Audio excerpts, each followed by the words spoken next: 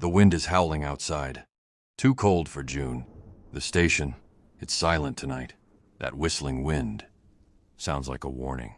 The night is black as pitch. The kind of darkness that swallows even the faintest glimmer of light. Thunder rumbles in the distance. So angry. What has angered the earth? Hard to say. Outside, the rain comes down in torrents, slashing against the windows like the talons of some unseen beast. The light is gone. Alex is uneasy. It's just him tonight. Kenneth called in. Traitor, Alex thinks. You're not sick. You just didn't want to drive in a little rain. It doesn't matter one way or another. Power is out now. Doors are locked. Alex is no cashier tonight. He's simply security. That's fine. Getting paid to sit here all night in the dark is just fine.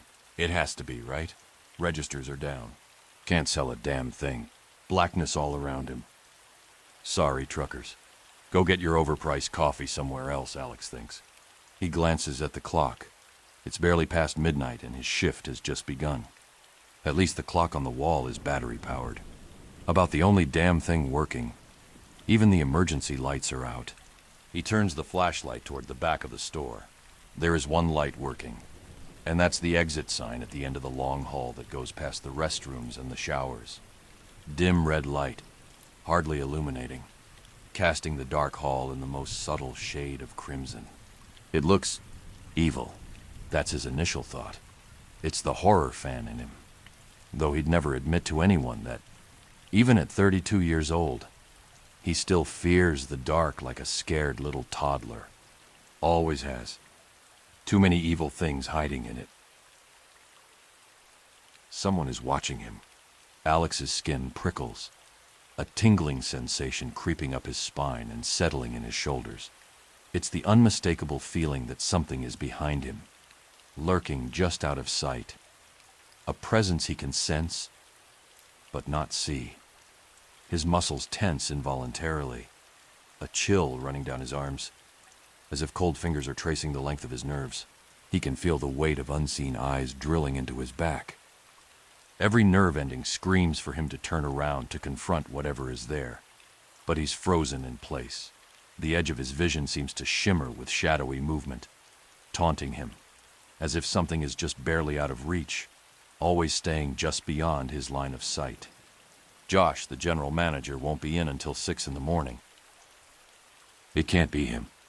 Alex swears internally. He turns around, his back now on that evil red hallway. The downpour has not kept them away. They found him. Like they always find him. They've known all along where he's been, where he works. Alex supposes they were just waiting for an opportunity to get him alone. And here they are, outside in the blackness, in the rain, in his life, the agents of something beyond him. And as he sees them, he hears their words so clearly in his mind.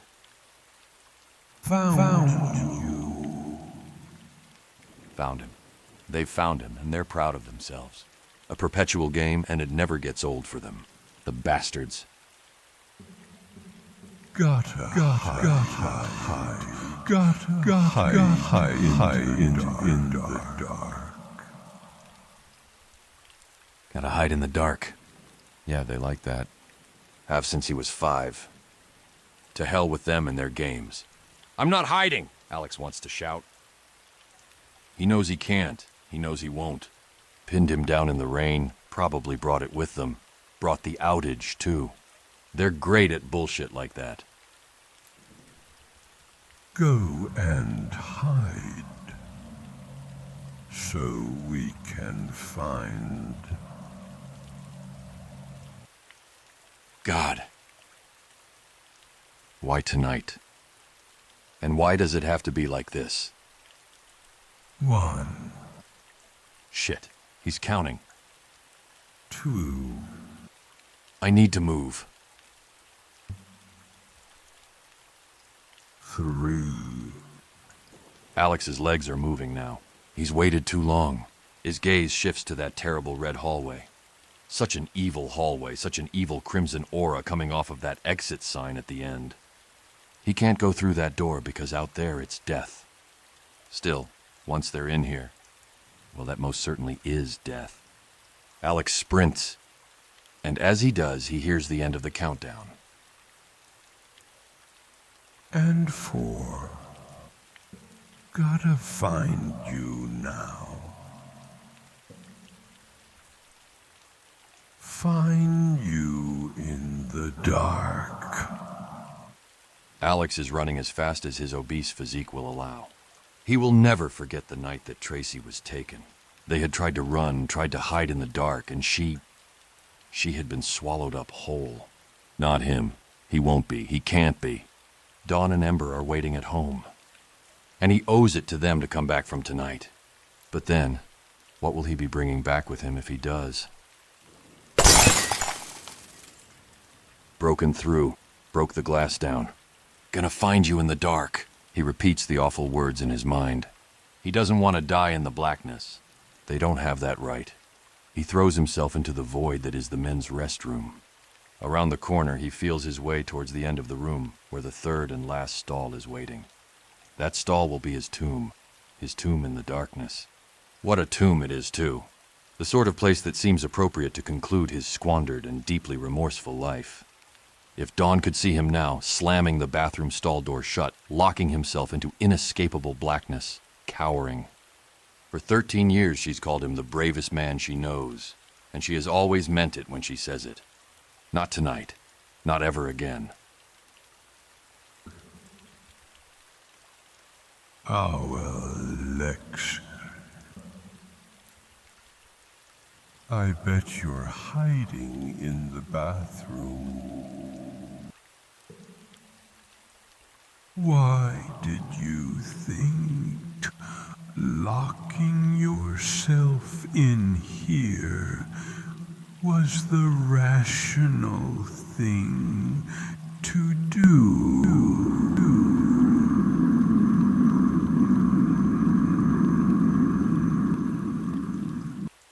Dear God, his voice like oil, his soul like tar, his scent like excrement. I hate it, and I hate him. I hate all of what he is. He is the worst of things, and he likes me, because God has a bone to pick with me. And that bone is due to be broken. Right now, I am his plaything. Alex thinks these things and feels the poison of shame overcome his body.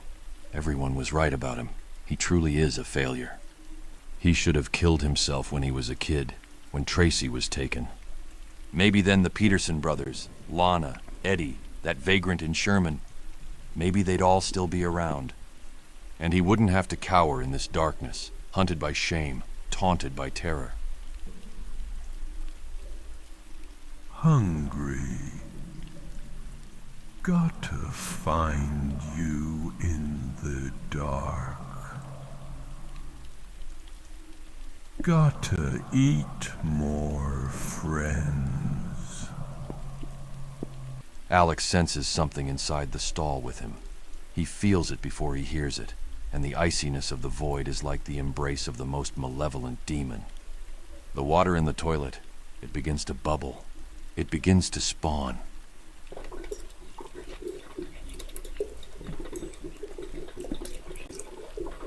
It is ascending and coming and needing and hungering. It is. No, it cannot be alive, choking on its own poisonous words.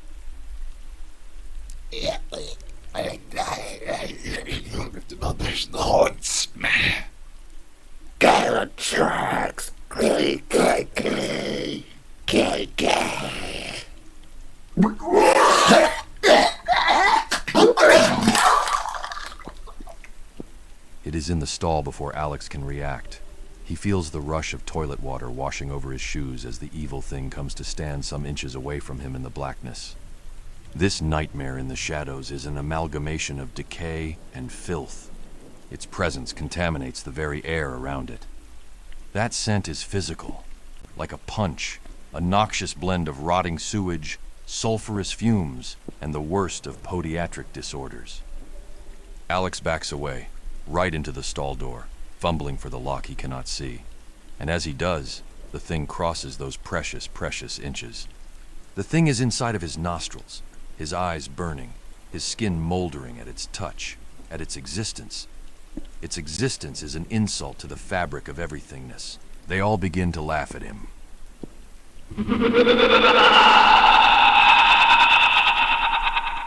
It takes him, and it has him. He diminishes, and feels everything that is the nothingness reserved. Violation is life, suffering is eternal, cruelty is breath.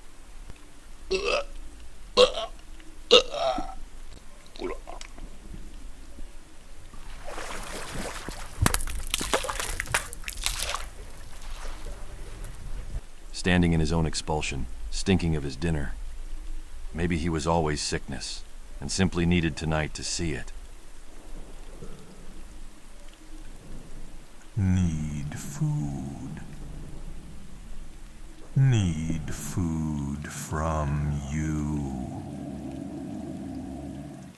I will never give you food again, Alex thinks to himself. Thinks because he cannot speak, his mouth too filled with poison. The poison that he has become, that he was always meant to be. Oh, I think you will. I think you will find the hop test like a portrait. Alex's heart stops. His radio. His earpiece is still in his ear, connected to the radio that has been useless since the start of the shift, seeing as there has been no other person here to communicate to. That voice, it belongs to Kenneth. Kenneth, that poor bastard. He came. Felt so bad about faking illness. We took him. Had him. Have him. Always. Another one gone. Another one eaten because of him. Because of the part of him that draws the entity always to feed on those around him. Kenneth was lazy. He complained a lot, but he deserved better. As did Tracy, as did all of them. He's fed this entity for too long. He cannot feed it another meal. Not again. Not ever again. It has to end tonight.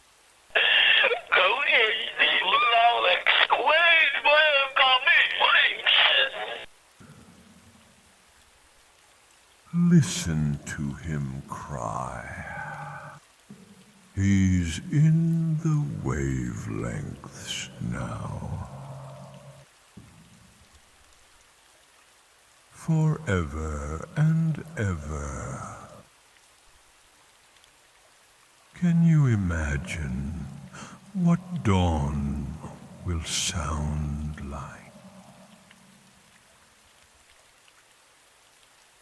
What ember will sound like? No, I can't imagine, because it's not fucking happening. That is a promise Alex makes in that moment. A promise he'll uphold into the jaws of the hell that is waiting for him. Because the sun will rise and the storm will pass, and both of them will awaken into the rest of their lives. A radiance hope like dawn, the burning spark of life that is his daughter Ember. They will not see the oblivion this pestilent thing yearns them for. Their destiny is kinder because he demands it. Chaos swirls around him. His mind races. The remnants of his humanity clings to the memories of Dawn's gentle smile and Ember's infectious laughter. Their faces become his beacon in the darkness. The turbulent currents of his mind, already having been an evil thing, are pacified by those faces. He feels Ember's tender kiss on his cheek, the soft brush of Dawn's hand in his hair, and he knows truly that this thing cannot bear these feelings. That is the true price for its meals, the poison of connection, linked to its victims, linked to what they cherish, a putrefaction in its core. He feels the thing becoming ill because he himself is becoming ill, one in one, unity, punishing one another forever. Until his consciousness slips into the deepest recesses of the pandemonium about him, he will cherish those two continuously, if only to be the poison he has always hoped to be. The thing's sickness truly pleases him, and in his pestilence he smiles. God, what a feeling, what a light, what a reason to be. The thing will never touch his family, because in time he will consume it fully, eat it whole, and become the newness of its unholy existence. He has no weapons to bear against the thing, save for the fragile symphony that is his spirit. And that, unfortunately, or perhaps fortunately, will have to be enough. Time will tell, and Alex is prepared for the wait. After all, it's what he's always been best at, sinking into the tar, making home in its shadows, and acclimating. You disgusting thing.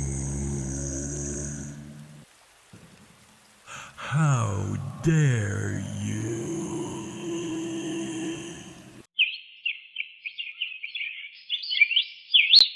The broken store is silent in the morning. The mystery of its destruction and its missing night shifter is quite a noisy thing. Somewhere across a town, a wife awakens from deep sleep, the warm touch of a loving hand upon her cheek.